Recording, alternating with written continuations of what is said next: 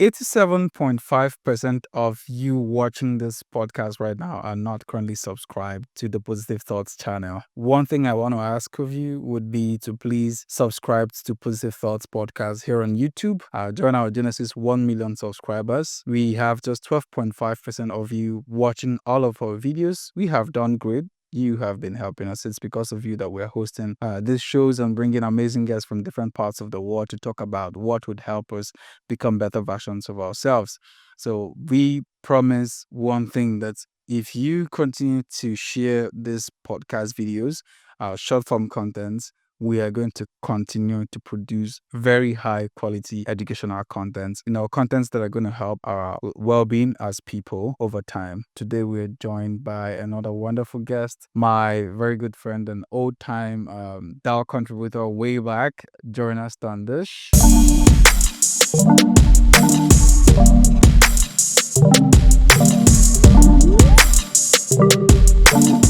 Jawna is a Web3 entrepreneur. She's a Fortune 500 sales executive. She's a neuroscientist researching in longevity science. She talks about the future a lot of times, so you could see a lot of futuristic things on her LinkedIn profile.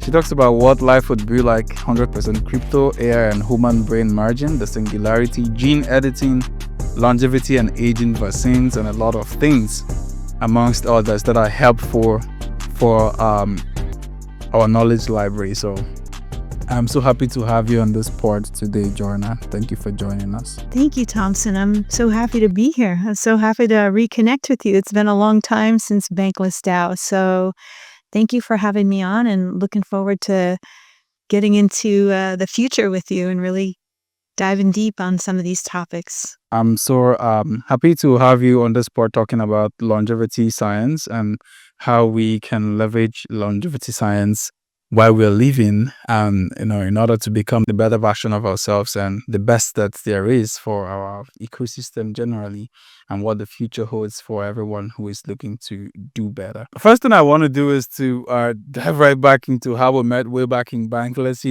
Like I mentioned, this is going to be a very 100% natural conversation where we talk about things like catching up. Then you were working at the onboards team, but if you remember vividly what struck out for you, connecting, and ever since we've been building amazing stuff. Yeah, I was so happy to reconnect with you. I mean, for anyone listening, Thompson and I's history goes back to Bankless DAO, which was one of the, I think, a really excellent DAO that brought a lot of people into Web3. It was sort of a way to onboard into Web3 while you were also learning about it, so you could get some work experience in Web3 in Bankless DAO. And it was built with some of the original people of Web3, or crypto, as you say. And I loved that. That was such a great community of people because everybody was so curious. We were sort of learning as we were going. And the whole thing really was, and I think still very much is, a social experiment, right? DAOs are this fascinating new form or new way to work, and it challenges humans' psychology. It challenges hierarchies. It challenges the law and everything we've ever known about how a company or a project should operate. So it was a lot of fun, and I'm really happy that I met you there. I met some of the most amazing people in Bankless DAO, and we're all still connected and still friends. And it doesn't matter where we are in the world. Like, we can be in Nigeria, in Greece, in France. That's irrelevant. What the most important thing is that we stay connected, and a lot of us are tying those threads from Web3 into new areas that interest us. And you and I got reconnected through the whole longevity science thing, and I was so happy to see that you were interested in that topic. And it turns out everybody's interested in that topic, because whether you're a teenager or a 2-year-old baby, everybody is, it's a word that we don't like, but everybody is aging, right? Like a newborn baby. If you're alive, you're aging. So maybe we come up with a new term for it, because people associate that word with something negative or illness usually. And so longevity science sort of taps into all of that, because people really want to know how to live not just longer, but to have a better quality of life in terms of the way they live their everyday life, their health span, their joy span. So, yeah, I'm kind of bridging those two worlds. And I was so happy when you and I reconnected and said, like, wow, we have this in common too. And there's lots of people in Web3 that are super into wellness and meditation and longevity science and really just taking care of themselves. I mean, at the end of the day, that's really what it's all about. You can call it whatever you want. It's been around since the beginning of time. People just also want to be able to take care of themselves. It's very important. I like how you put it. We don't want us to like go the route of aging, as a lot of people would call it. But the real truth is that as long as you're living, you're doing one thing, you are aging. Whether you like it or not, the time is not waiting for anybody. So it's important to talk about how you can manage longevity, what longevity is all about, and the simple things that you can do to live a better life while we're still working and doing a bunch of things. So I mean, you could take it off, by just like letting us know in a layman time what longevity is all about in certain ways that I like it in a way that my 4 year self would understand it. Y- Yeah, no, thank you. People can think of it in a very simplistic terms because it's been around, the science has been around for a long time. And it wasn't until like the last few years that it's sort of become fashion. Everybody's interested in tracking their biomarkers, wearing cudis rings, or aura rings and continuous glucose monitors and tracking their sleep. So longevity science really is it's taking all of the knowledge and technology that we have today, figure out all of the different hallmarks of aging within the body, and we didn't know all of these things before. And it's not like, well, some people do want to live forever, but it's not like the main mission is to live forever. It's really about understanding what those hallmarks are. So the different hallmarks in our body, like whether that be heart health and metabolic health, things like that. And just learning how to, first of all, understand them and then fine tune them so that you can live longer. But it's really just about taking the latest research that we know about the hallmarks of aging, figuring out what those biomarkers are. I actually think they're endless. Like we think we know what the 22 or 14 hallmarks of aging are. And every day we just keep coming up. We keep coming out with new discoveries that just give us more and more possibilities. So it's really about just getting an understanding of that and leveraging it to live a better quality of life. Now, some people might take that at a very entry level and say, I want to learn how to meditate because I'd like to be a little bit more present. That's sort of like entry level. It's free. Anyone can do it. Meditation has been around since the beginning of time. Ancient wisdom has taught us so much about this. And we now only have the neuroscience, evidence-based research and data to prove what exactly happens in the brain and the body when you meditate. What metabolites, what proteins, what peptides, what gets kicked off in the body when you meditate. We know all of that now. And a lot of that science is for free, right? Out here, and more people are learning about it. So I think that's a really beautiful thing. And then we have some things that are a little bit more, I'll say, like advanced and cost more money. And by the way, one reason why I love talking about longevity science on a broad scale with people that don't typically have access to it is because it's often been criticized as an elite sport, meaning it was only celebrities, CEOs, professional athletes, Olympians, people with a lot of money. They were the only ones that have been in on this private club for a long time now. And if you're wondering why, all your favorite CEOs and celebrities look fantastic and beautiful and 20 years younger, they work at it, right? I'm not saying that it's fake. I'm just saying they work at it and they invest the time, the energy, and the money. But a lot of the barriers to entry are coming down. And I'm really excited about that because I think this should be accessible to everybody. Everybody wants to be able to live longer, live healthier, have a better quality of life, and to be able to enjoy the generation in front of them and the generation behind, and maybe even an extra one. So It's an all-encompassing topic, longevity science. It can be anything from like meditation to water fasting. And then some people are doing things like gene editing, injecting stem cells to help heal ailments in the body. And there's just a lot of things that are happening right now that some people think are just for a sci-fi movie. But the reality is it's happening right now and it's going to become part of everyday life. And one of the things I enjoy doing is sharing this with the general population so that people can really wrap their heads around it, because it's not just a new technology that's coming, it's a new way to think.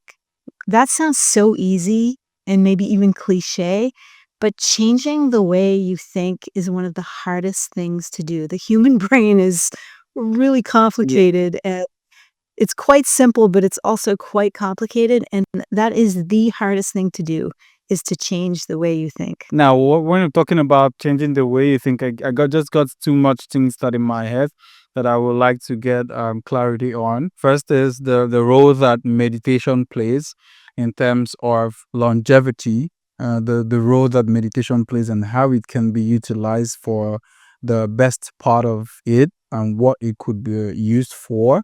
And in terms of an entrepreneur, and I'm going to stay in the standpoint of an entrepreneur or a builder in the space, generally building different things. What role does imagination play in terms of being able to live long? Yeah, those are great questions. So we all hear about meditation all the time, all over social media, everywhere. And the fact that, which is really great, because I think people that never knew anything about that can now practice it and experiment, see how it makes you feel. So I love that. And for entrepreneurs or anybody really, the whole idea is that I think the most important thing for people to know is with a meditation, there is no right or wrong way to meditate. So just know that, right? You're not failing. If you can just sit still, you don't have to go, you know, disappear into a deep space unless you want to, and you can. The idea is to be still, because there's a lot that happens in the body when you can get still. It's also about calming your nervous system, tapping into the vagus nerve, and some of the things that, again, these things were not widely made available in the past. And now when I look on YouTube, or you can look on TikTok, there's lots of people sharing information on this. And I love that because it gives people a way to try it for free at home in their own space. But so what's happening in the body when somebody meditates? I don't know, for example, like if you're familiar with some of the work of Dr. Joe Dispenza or people like that, but I think he's done a really great job of bringing some of the science of meditation into modern mainstream. And what he and a lot of the folks from University of California, Davis and San Diego are doing are investing and researching what happens in the body when you do meditate, because there are people that have had stage 4 cancer, MS, have been in wheelchairs, and people that have been blind. And through meditation, they have come out on the other side cleared of these things.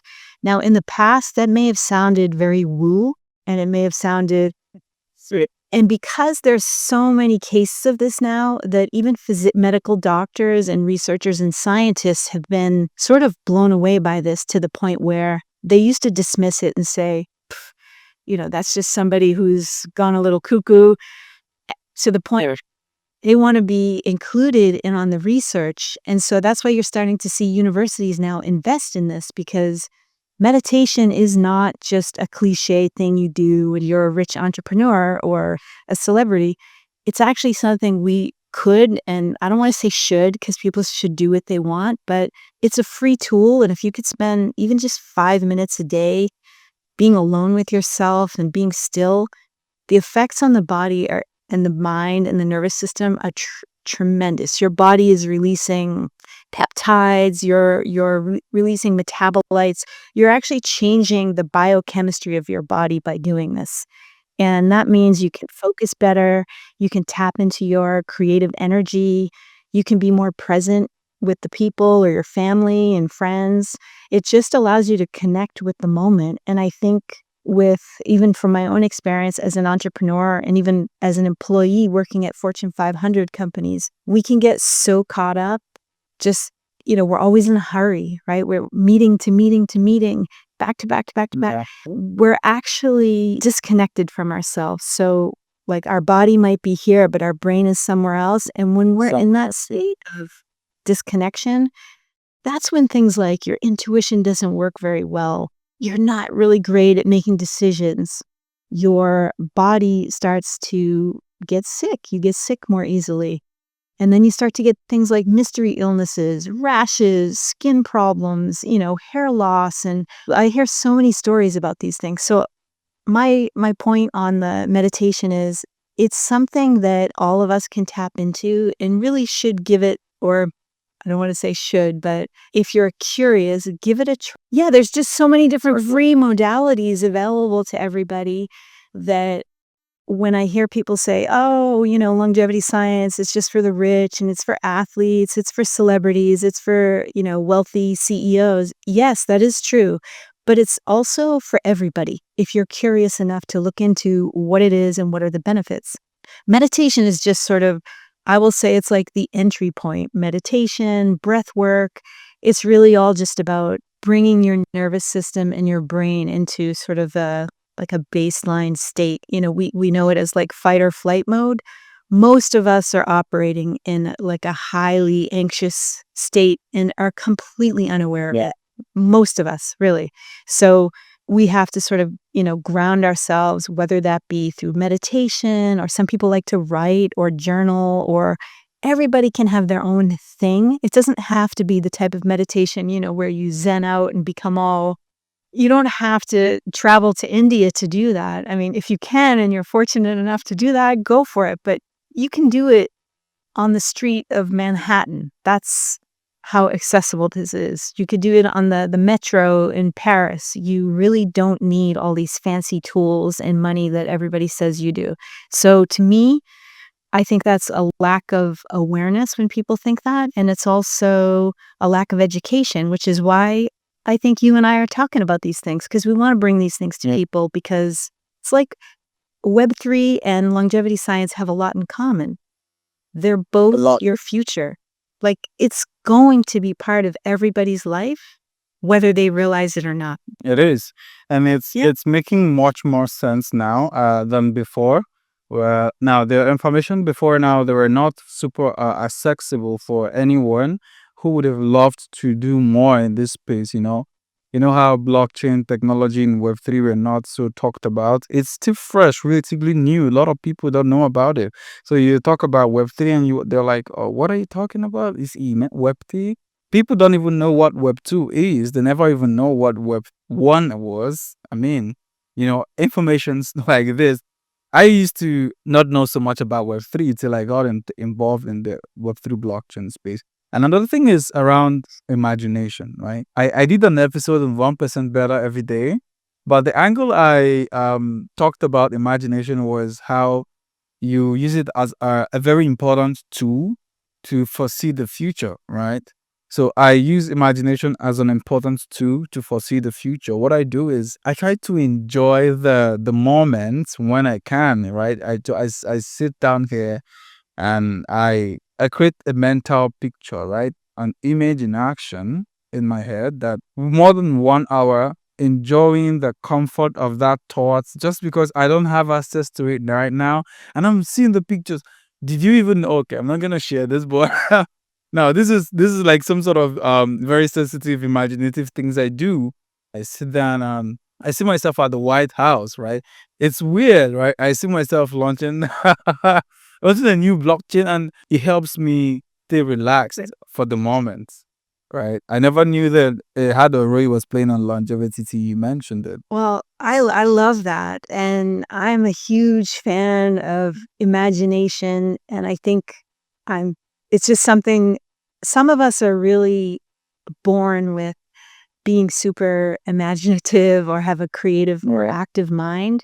And I was one of those people. I was just thinking about that yesterday, that what I miss about being a little kid, and I think it's probably why I love being around little kids, like my nieces and my friends' kids and everything, is because it reminds me of how fantastical their imaginations are. Like, they're not limited yet what we're limited by. And that's not, you could say that society did that, or, but the reality is that when we're little, our brains are actually very different than they are now as grown-ups. So it's a completely different brain. So if you're wondering why a child's brain is so imaginative and fantastical and magical, it's because it's in a different brainwave state than ours is. So they're sort of in like a fantasy land. And I think it's something we can appreciate. And when I talk to people, especially people with little kids or even grandparents, that's why people light up when they're around little kids, because it reminds us of how we used to be. It actually is a very natural state for us as humans to be that way. Imagination, and we hear everybody say like manifesting, to the point where, when some people hear that word, they're like, oh no, it's TikTok again. And yeah, of course, TikTok helped to make that popular again. But it's been around since the beginning of time, and you can call it manifesting, you can call it visualizing, you can call it whatever you want. You don't have to subscribe to all the social media trends, but the reason why people do it, I mean, Olympic athletes do it, CEOs do it, anybody that has a dream, musicians, like, Grammy nominated musicians do it. And what they're really doing is, it's not just that you envision it and you dream it and it comes true. Life would be amazing if it were always like that.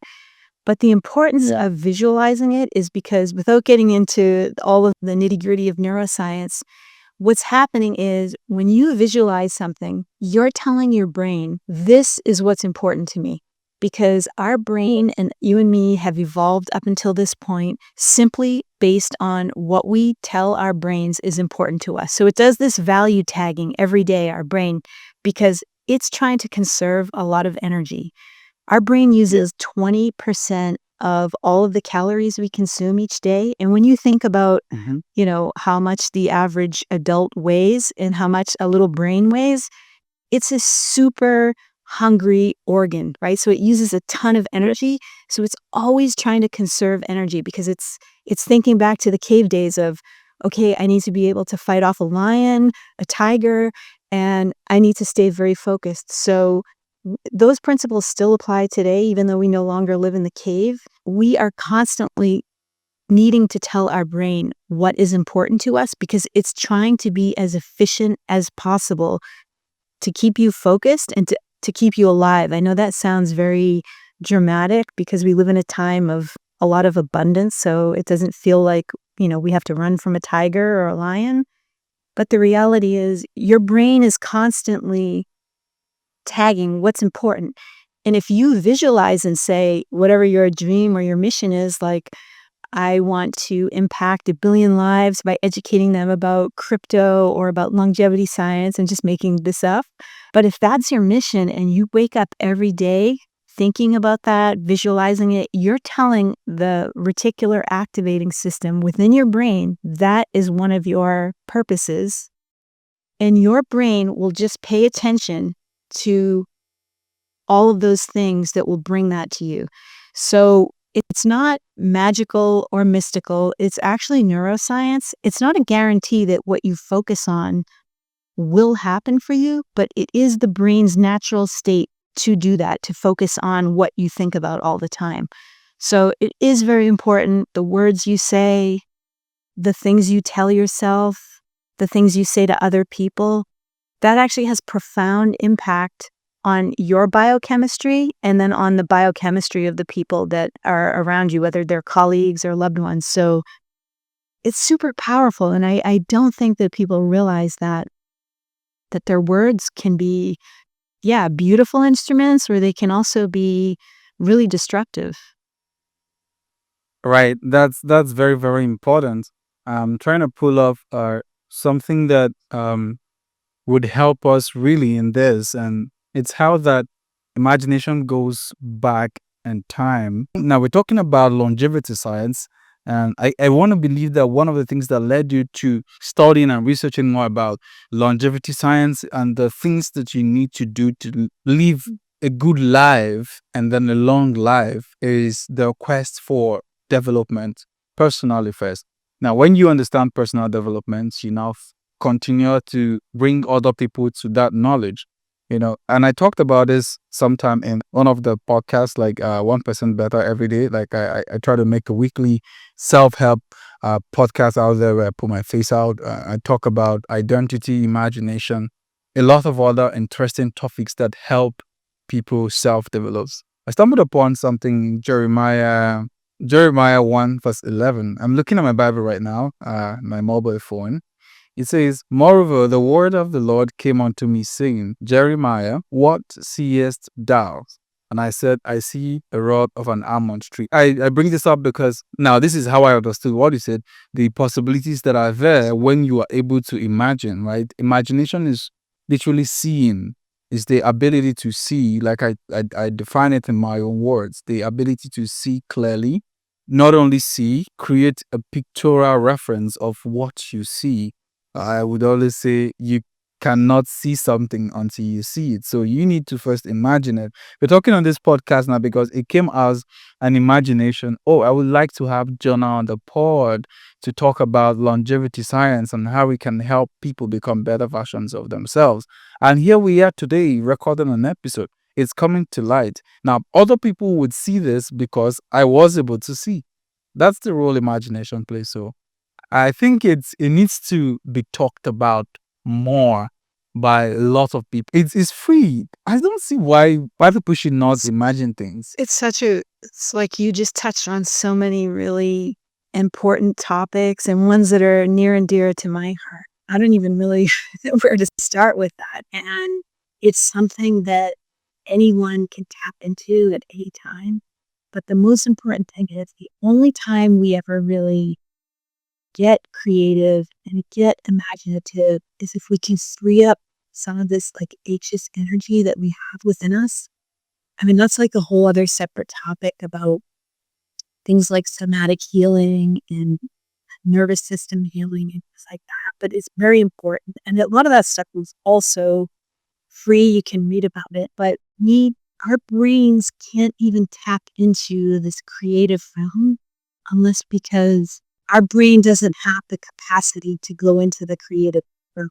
It's just impossible. So business people or people in crypto or Web3 are stressed out. It doesn't matter what business you're actually, you just live in this constant state, anxiousness. And by the way, I think I read a recent study that said like 90% of people that are anxious don't even know that they're anxious. So, they became so used to feeling this way since childhood that they've adopted or coping with some strategies to be able to manage it. So for them, it's just normal to feel sick to their stomach all the time or to perspire when they get like really nervous. And, maybe we should do a topic or a talk once to talk about Anxiety. so people can identify them. Once you sort of understand what's going on, then it makes a lot of sense because then you can stop blaming yourself or stop criticizing yourself. But to just get back to that imagination question and how it's free and why don't more people tap into it, that is one of the main reasons. And then the other thing you said is, what interested me to go from this crypto and venture capital and Fortune 500 business background into like neuroscience and longevity science is because I spent the majority of my career and I was very happy doing it. So this is not, I'm not looking down on any of it. It's all been an incredible journey. And it allows me to work with amazing people from all over the world, like yourself, and all different backgrounds, is that I spent the majority of my career focused on making companies a lot of money and making other people rich. I'm happy I did it because it brought new companies into the world. It offered new jobs. It helped people, put their kids through university and put food on the table. So I'm very happy about that.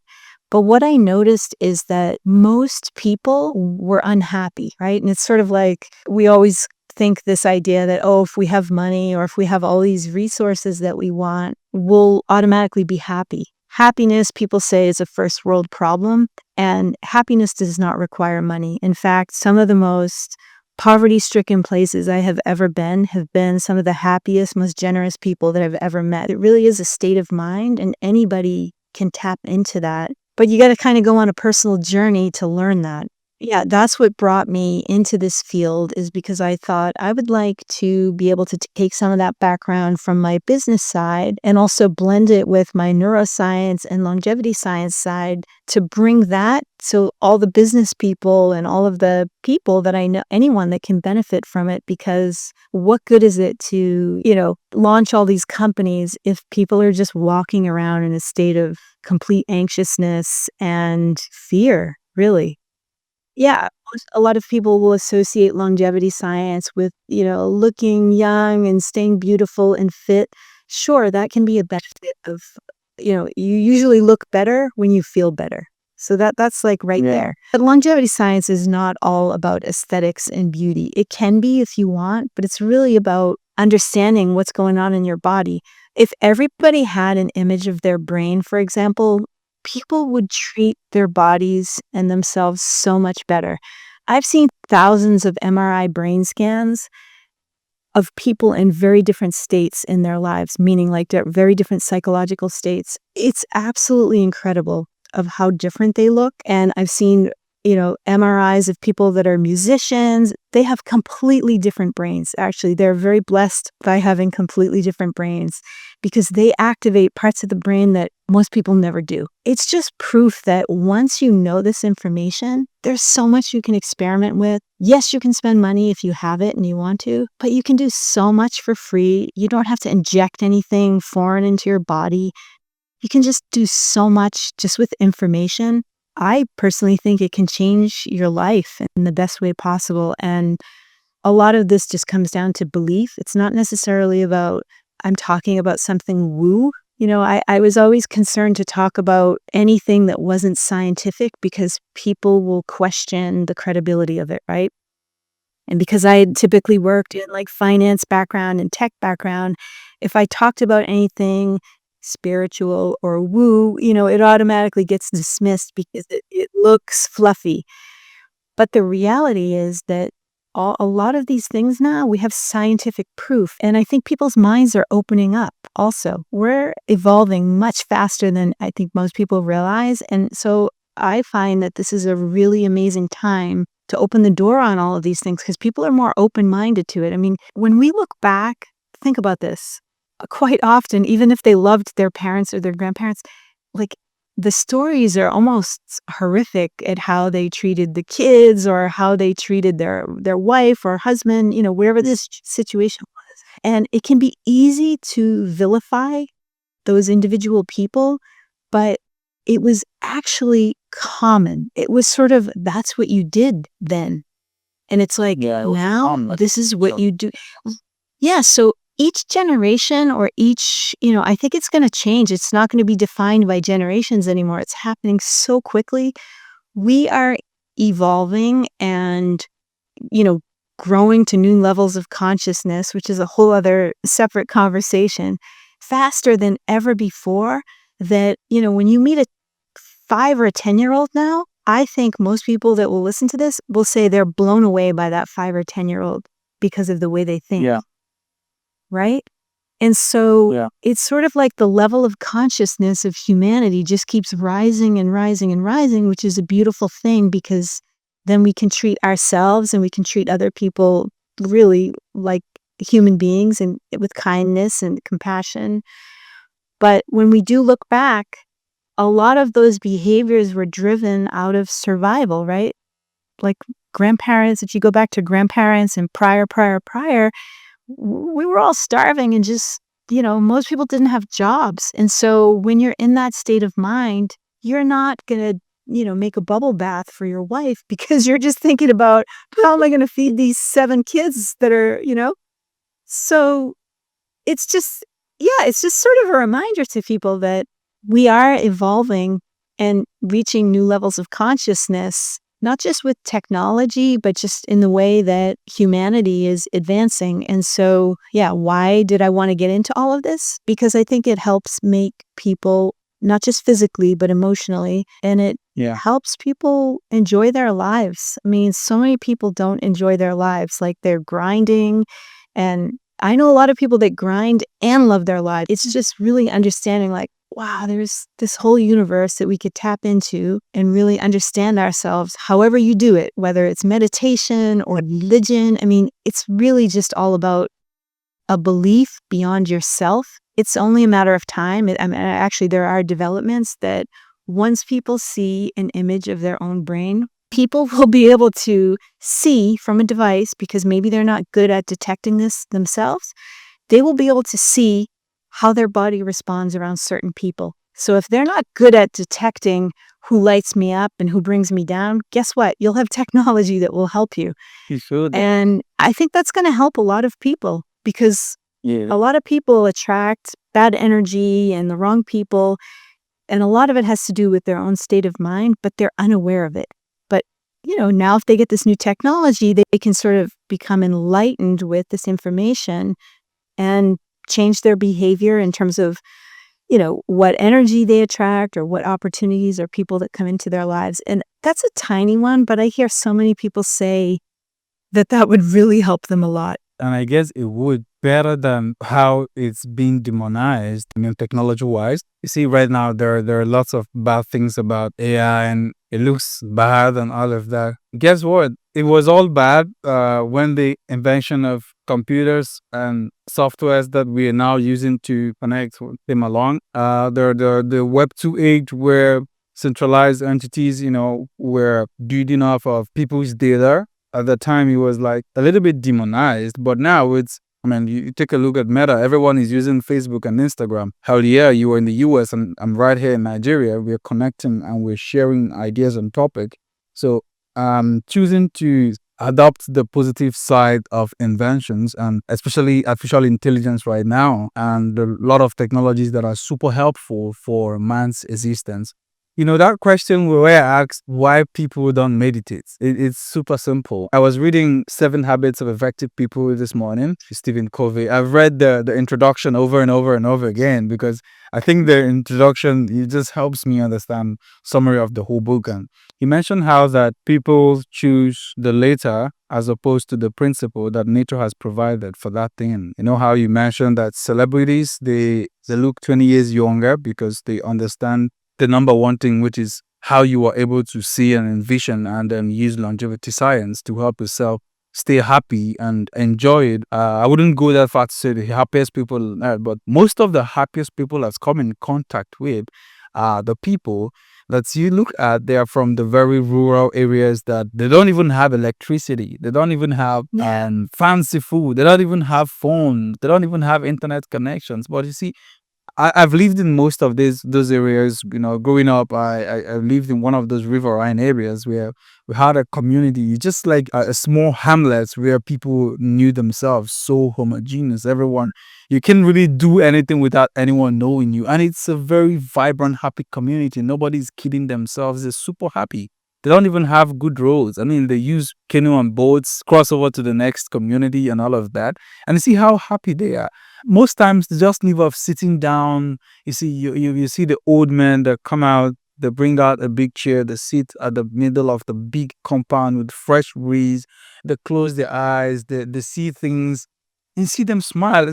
I never understood what they were doing, but it sounds so strange for someone that has not experienced this. But being that you understand the role imagination plays on people, you see how that these people live up to 100 years, 110 years, 120 years. They are super happy, and you're like, okay, how are they even able to live that long? And you see 40 something, 30 something, 50 something, they're just keeping up anyhow. And it doesn't mean that when you imagine take have the knowledge of longevity science that you're actually gonna live long, but it helps make life easy while you're living it. So I think that's the point I was trying to make.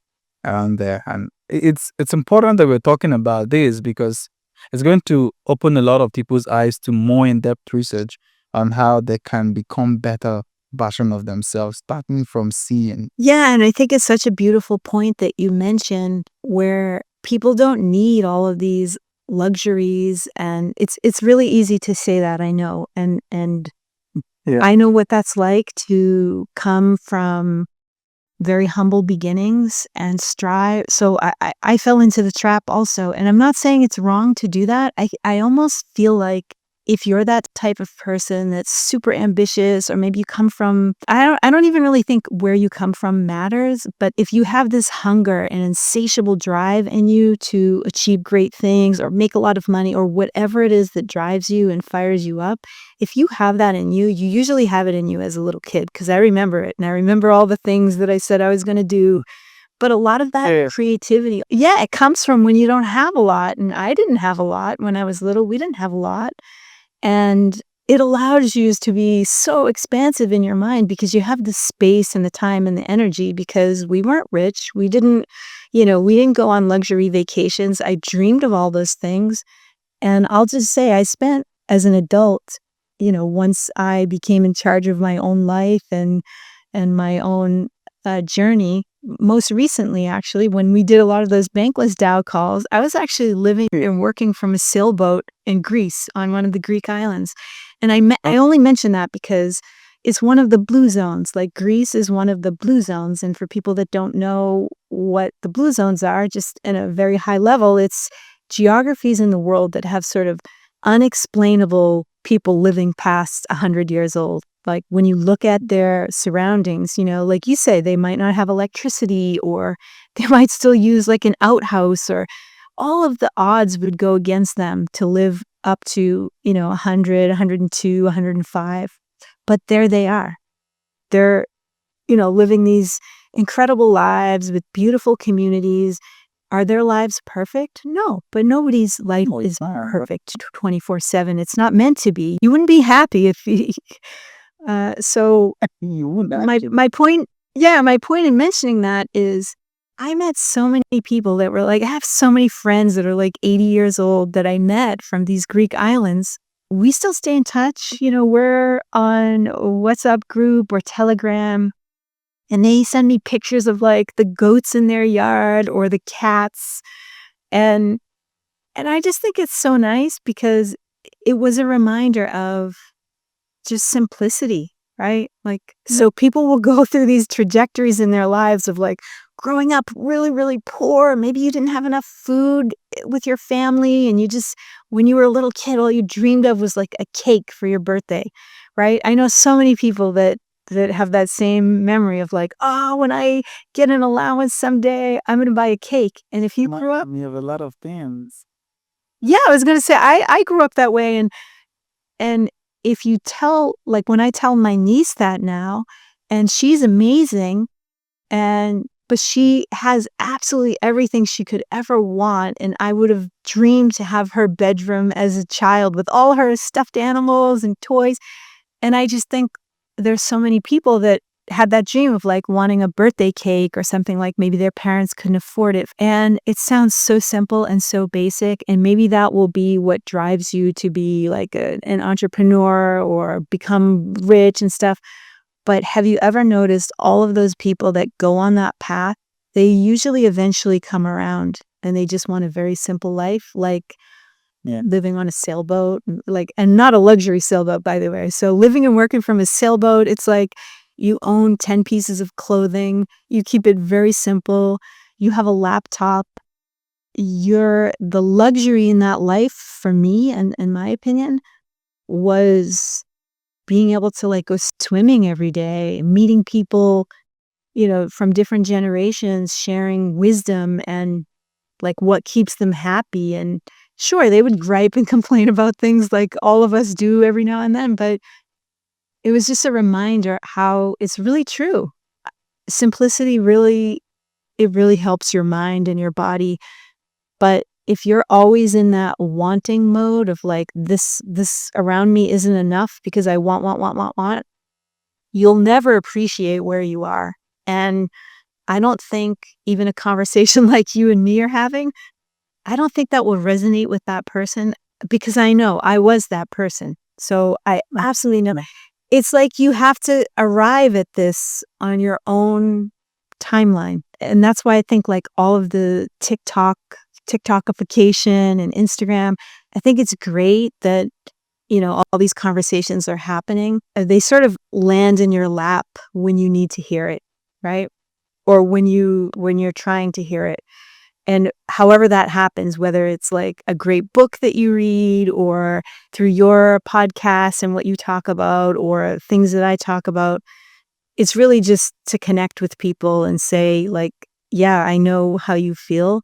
I might not have the same situation as you, and I'm here for you. And people like you are doing great things with inviting others on to talk about things that sometimes are uncomfortable to talk about because nobody wants to say they're lonely. Nobody wants to say, yeah, I don't like my life. I wish I had more. But the reality is like most people feel that at some point and it's totally okay. And my opinion, it's very human, like to think those things. And I don't think we should try to make people feel badly for having thoughts sometimes that aren't positive.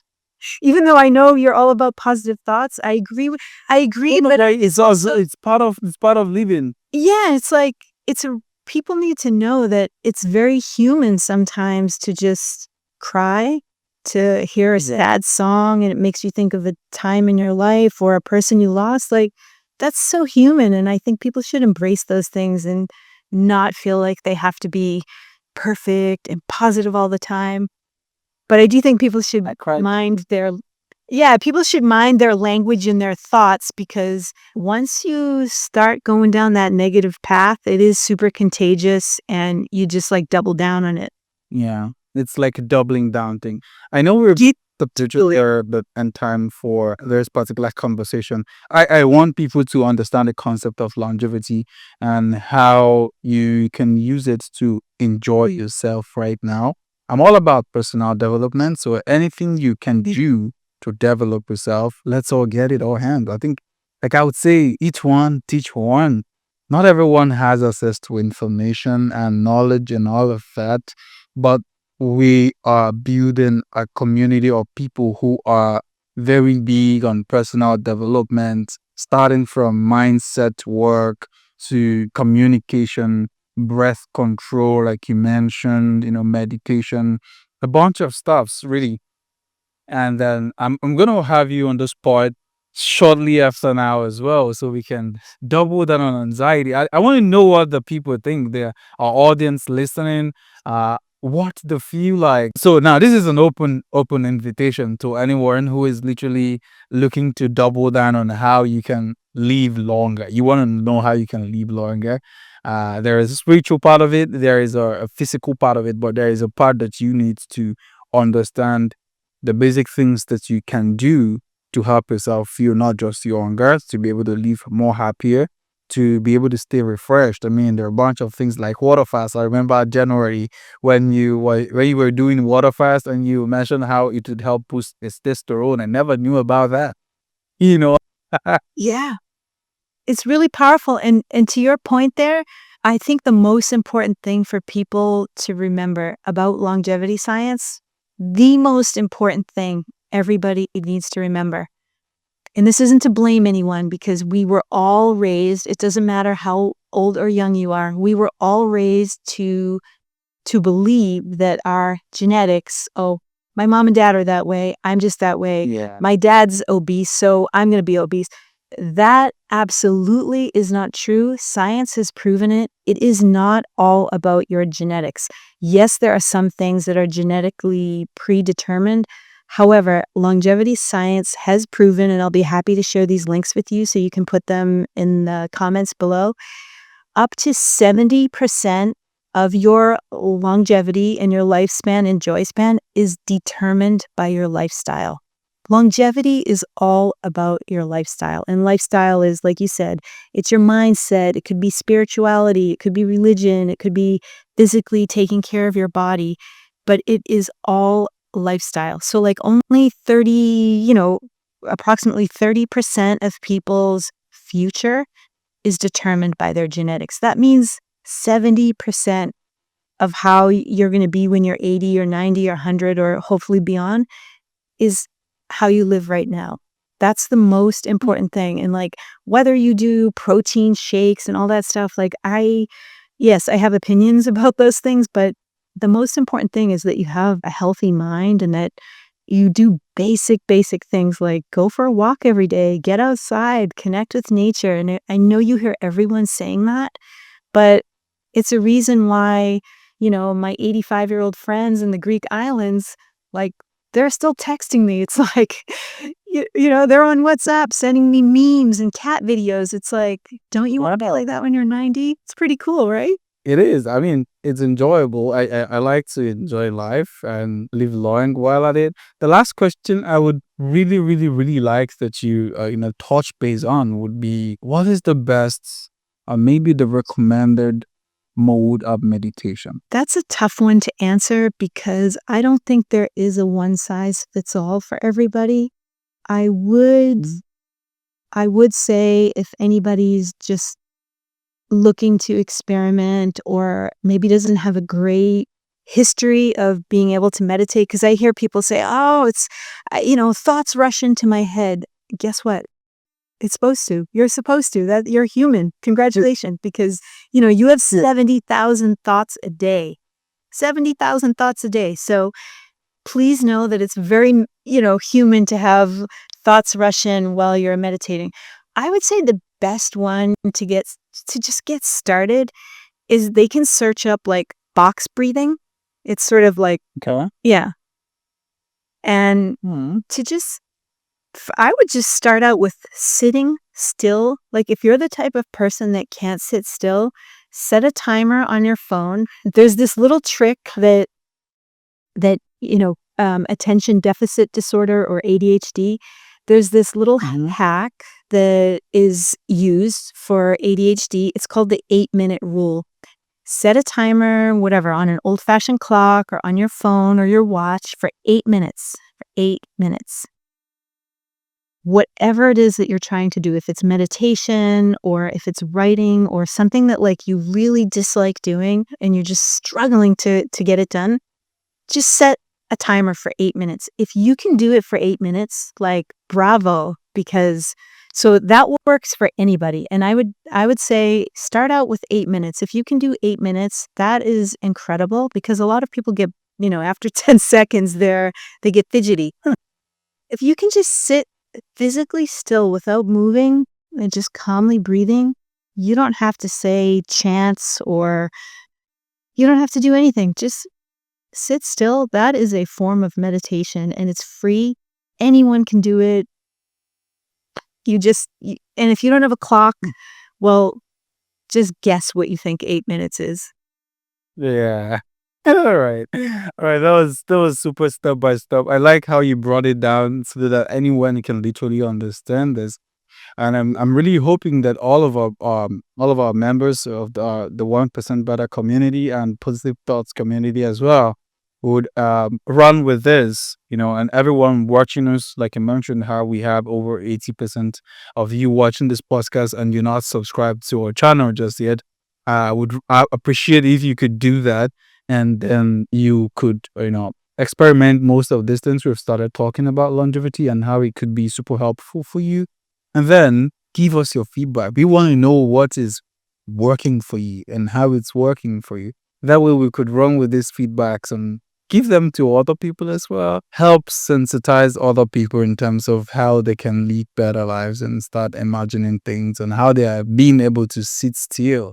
Because it's like you mentioned, for those of you who are not able to see that put as a particular position, start learning how to sit still, start setting your time, and doing a bunch of other stuff. I'm really happy that we were able to, talk about longevity today, Jordan. There are a lot of questions that I had prepared, but I mean, we did justice to most of the part meditation because now they're hearing from the scientific standpoint and the neuroscience standpoint as well. Maybe when I just talked about it, imagination, I talked about it more like in the mindset form and the spirituality part of it, and how it controls the physical as well. And I'm happy that we were able to talk about this. Over time, I would like us to talk about anxiety, a lot of gene editing and stuff. I like to know more about all of those things. It's helping me. And then guys, I'll be imputing the links to different research that Jonah is going to provide us with, and of course her LinkedIn account and her YouTube channel as well. So when he's planning time, go watch Jawna's podcast. It's all beautiful things that she's doing, and I'm really grateful that you were able to join us today, Jawna. Thank you so much for having me. I love this conversation. I would love to talk about all those things with you. We'll have to do this again for sure. Thank you so Sure much. thing. I appreciate it. All right. Thank you. Take away, everyone. Thank you so much for staying with us up until now. Last thing I would like to ask of you as a call to action, please subscribe to the PT podcast. Join our Genesis 1 million subscribers.